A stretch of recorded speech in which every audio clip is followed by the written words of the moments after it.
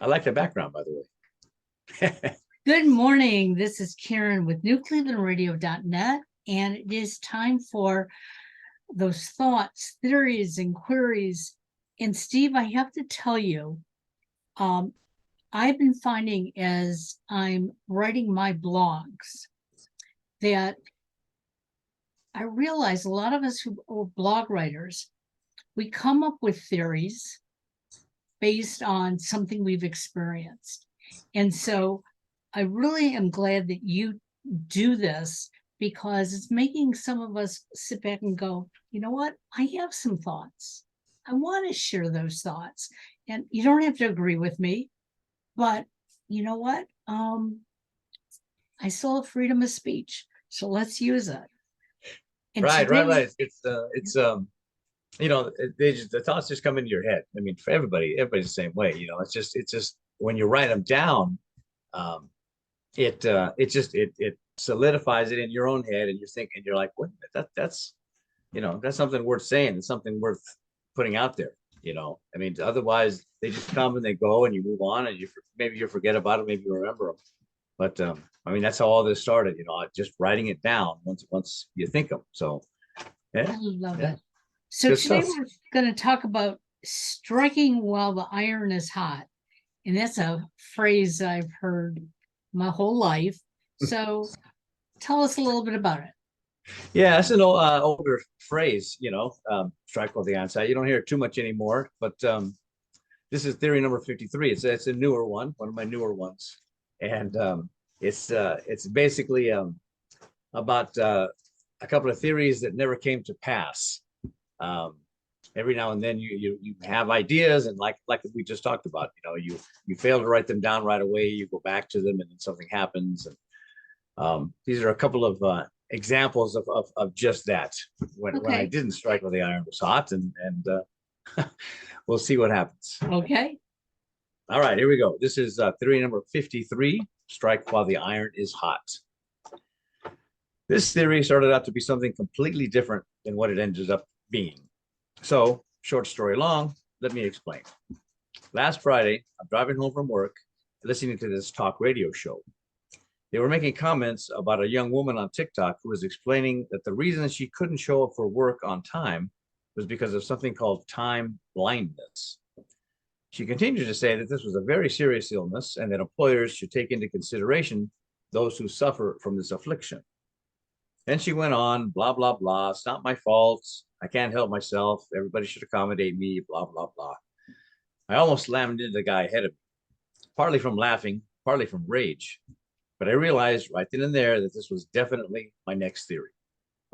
So the weekend goes by, and I eventually gather my thoughts, jot down some notes, and then look up the actual post of this person just to get my quotes straight. Unfortunately, what I find is myriad opinions about her and her time blindness crapola. Something like every phone has an alarm clock, or just leave a few minutes earlier if there's traffic, et cetera, et cetera. Now, let me just say this. In all of my 50 plus theories that I've written, I've never taken anyone else's work without crediting them. My ideas are my own, even if someone somewhere had at one point opined the same thing.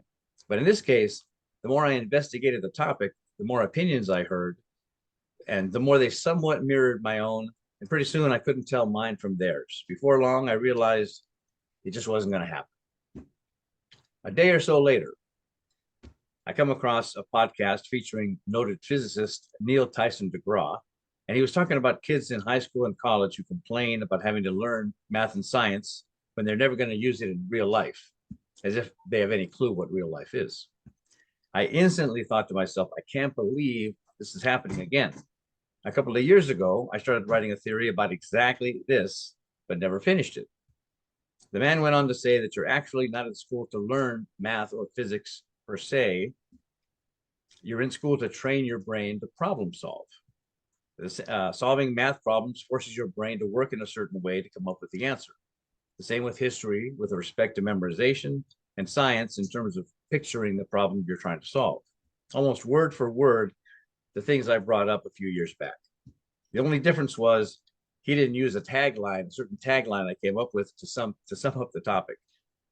You're not in school to learn different subjects. You're there to learn how to learn. But the bottom line was that someone beat me to the punch again. Therefore, sadly, you won't hear my take on time blindness, and it was a good one, or while we go to school. Instead, this one's about inspiration and the importance of acting on it quickly. Strike while the iron is hot is an old expression that means just that. When inspiration comes, try to act on it as soon as possible. Everybody procrastinates from time to time. And obviously, you can't stop the world and act on every impulse you get. But for me, especially since part of what makes me happy are these theories that I write and chat about, it's important enough to put a little more effort into getting them written in a more timely manner. Social media has sped up the world. Information, communication, data are all processed and transferred very quickly. But conversely, when something hot comes into your existence, to be able to strike sometimes means you have to slow things down in order to process it, act on it, or at least get it down on paper. Don't delay. Put that idea out into the universe, lest the TikTokers and physicists of the world beat you to it. I love it. You are so right. Because how many times have we said, I could have invented that food, right, that toy, that idea, but I didn't think it was worthy, and now somebody else has done it. I hear my husband saying it all the time, and he is a procrastinator, and he knows it. But I want to go back to that comment about time blindness, because I do believe to some degree there is some reality behind that. My husband, because of the job he has to get up at 4:30 every morning. So of course I get up, and he's not a clock watcher other than to wake him up. How he stays on time, he puts the TV on a certain channel, and he knows this show plays from 4:30 to 5, this plays from 5 to 5. So that he knows when he has to be in the shower, when he has to be dressed by, when he has to be downstairs by to eat breakfast, and when he has to walk out the door. I'm a clock watcher. Yeah, me too. And so when I'll say to him, and this morning was an example, he works out of 3 different plants. The one he was working out of today is the furthest, so he needed to leave earlier. And I just said to him, you know what time it is? And he goes, yeah, I watched too much of that last program. I was supposed to leave when it first started. And I just looked at him. It's like, how do you get through your day at work? Now that's easy for him because he's not looking at a clock. He just goes and does his work. The only thing he knows is at 8 o'clock in the morning, he has a conference call, and at 5 o'clock, he has a conference call. So he said the rest of the day goes by just like that. Wow. He just kind of works until the work is done. And when the work is done, then I must be done, or the day must be over. Exactly. Wow. And I remember when I was working outside the house, I knew, well, it's 9 o'clock and I have this appointment, and 10 o'clock I have this appointment. And so my day sometimes felt very slow because I kept looking at those time frames. So she may have something behind it. Then again, she just may be out there just having fun talking about it. Yeah. And the first thing that came into my mind was, okay, another millennial that wants the world to conform to her, right? I had never heard that concept before, and I had some thoughts about that concept itself, but it's just initially her I didn't like, and the fact that she wanted, the world to bend for her, or whatever, right? But again, I never really got to get into the theory and expand on it and talk about different examples of it. So it never fully formed in my head, before I had to kind of gave it up. But I think this is why you and I, get along so well in these chats, because I'm the same way with time. I'm the same way. If my wife asks me what time it is, I'm always going to know. I never carry a watch. But I always know what time it is. It's just one of those things that I'm good at, or I remember, and I don't sit there staring at it. It's not a conscious thing, but I'm good with time. I mean, I am late sometimes, but it's not because I lost track of it. It's just, I slept in, or, I was just doing something else. But she is much like your husband, where uh, time is not, it's not like it's not a big deal, or it's not like she doesn't care about being late or whatever, but um, the concept isn't as clear as it is like for me. Right. And that's just the way it is. That's just the way it is. You can't force it. You can't um, you know train somebody to change how Right. their mind works. So you just kind of you live with it, and you work together, and you figure out how to get along without Exactly. freaking out all the time. Why how come you're not ready? But yeah, it's funny how people have different ways of dealing with time. And some people are always on time. I mean, I've been a manager for decades, and I'm early to where I have to be, and I always start my day with the meeting. Most of the jobs I've had, you start the day with a meeting, and the people that are always on time every single day, year after year, they're there 5 minutes early, 10 minutes early. They're never ever late.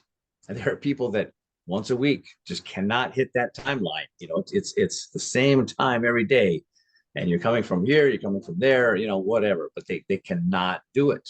They just can't do it. And And that's one of the things that my son's noticed in himself. So when he was living at home and working downtown, basically he had the same type of drive that he has in Texas, although there's more traffic in Texas. But he was always at work early, and he wasn't a clock watcher. So if he was supposed to leave at 5 and he left at 5:30, he just left at 5:30. But since he's been in Texas, he has not been able to figure out his drive time. And when we were talking over the weekend, I said, I finally figured it out.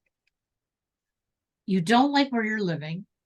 You realize that you moved too far from your office.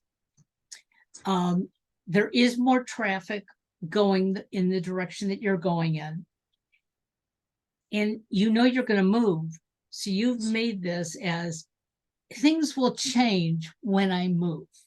Mm. And for him, I think they will, because that's how his brain thinks.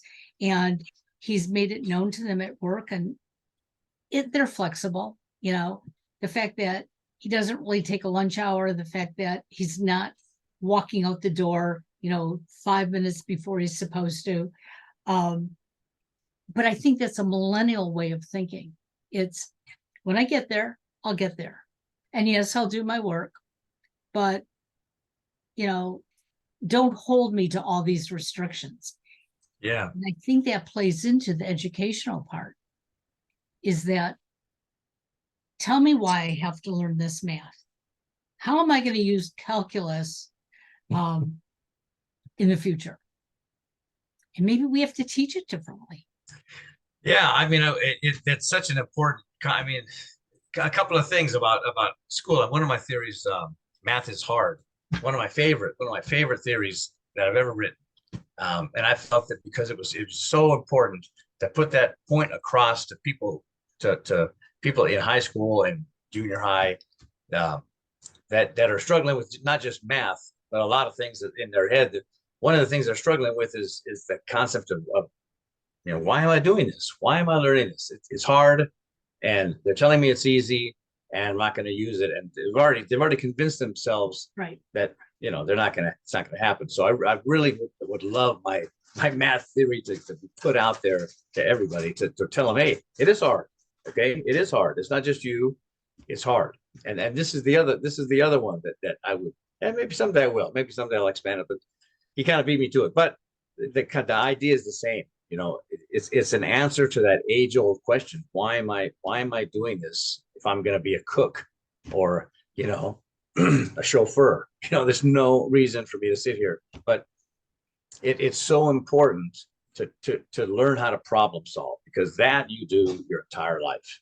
I don't care what job you have, getting up in the morning, putting your clothes on, figuring out the time to go from here to here, just anything and everything. You're constantly problem solving, and I guess the younger mind can't fathom that that's what they do that too. They do it too. You know, as you do it as a kid, you do it as a teenager, you do it in your 20. I mean, you do it your whole life.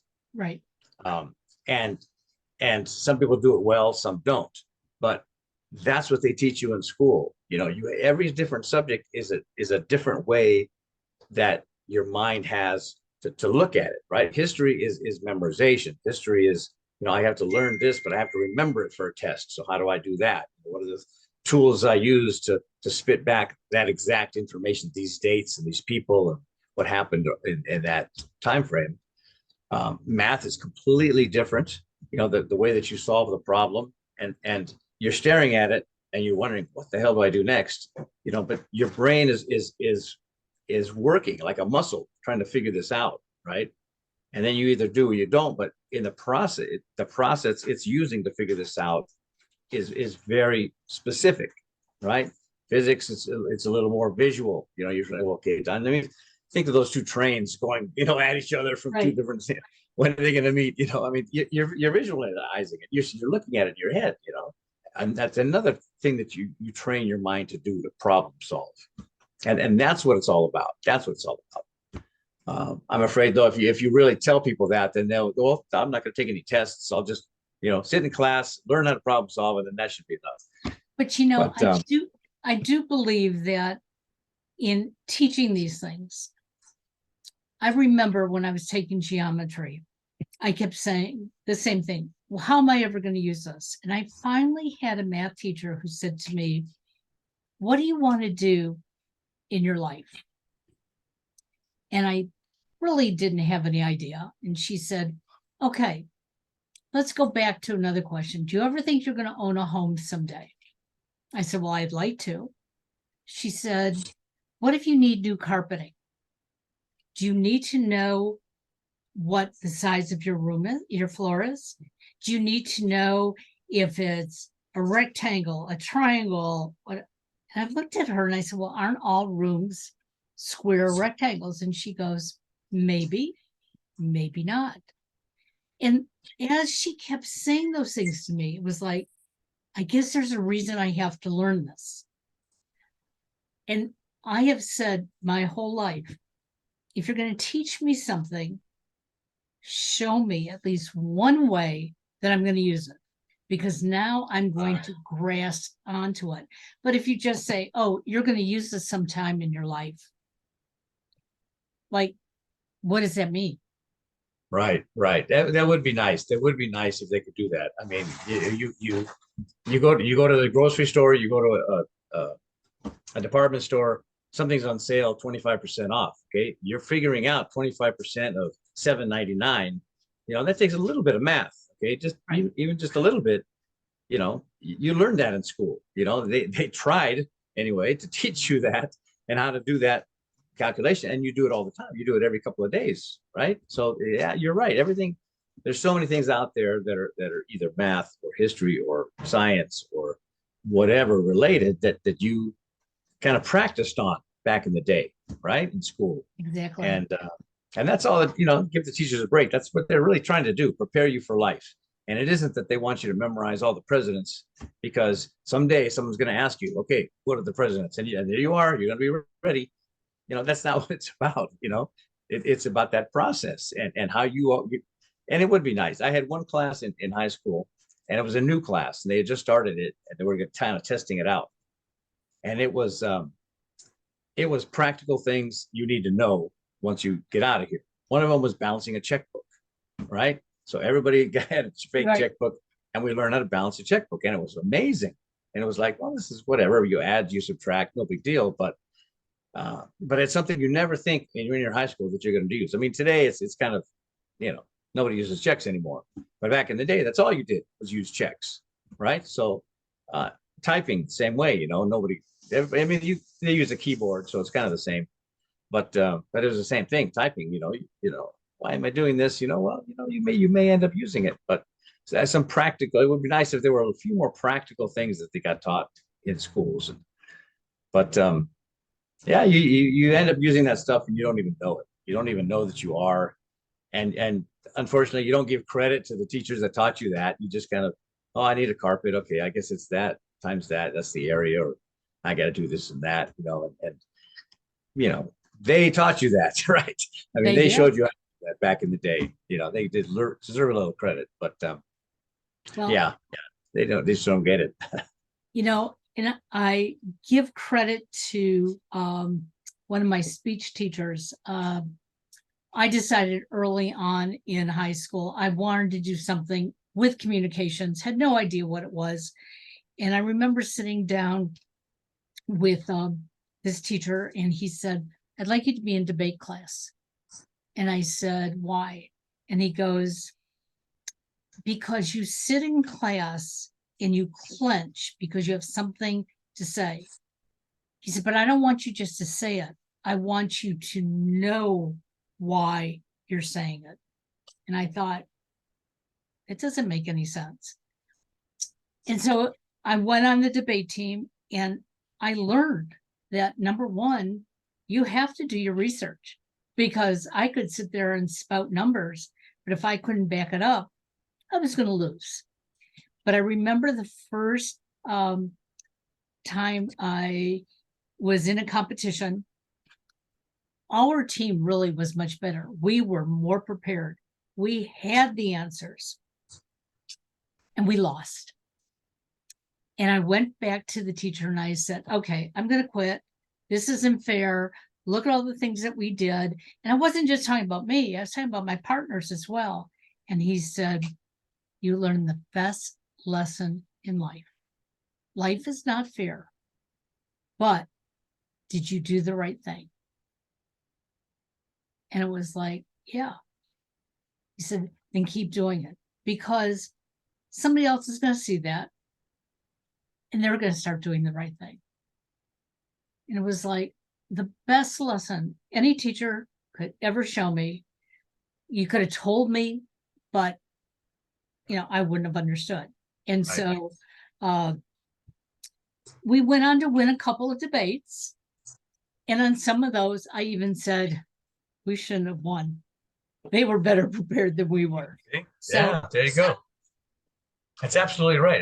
And he could have told you that in the beginning, and you wouldn't have got it. And you would have been like, I don't understand. But I mean, having gone through it and then having explained it to you, you know exactly what he meant, exactly what he was talking about, right? And then the fact that you won some that you shouldn't have won. I mean, that's life, right? Sometimes the person that deserves it gets it. Sometimes they don't. That's just how it is. Sometimes it's you. Sometimes it's somebody else. And that's you see that all the time, right? And we have to learn to keep going forward. Right. You can't let that so-called failure stop you. You have to figure out, okay, what can I do differently? And that's what I love about the theories, because again, whether we agree or not, it opens up a conversation for us to use our brain and to use the things that we've learned throughout our life. Right. And it does help to strike while the iron's hot. Absolutely, it does. Well, we're going to do this again next month. This theory will be up on the website today. I'm just about a week behind in posting everything on the website, but happens. Yeah, to our listeners, it will be up, and you'll surprise us with something new next month. Yes, I will. Maybe something old. You never know. Never know. Have a great day. Thank you. You too. Bye-bye. Bye.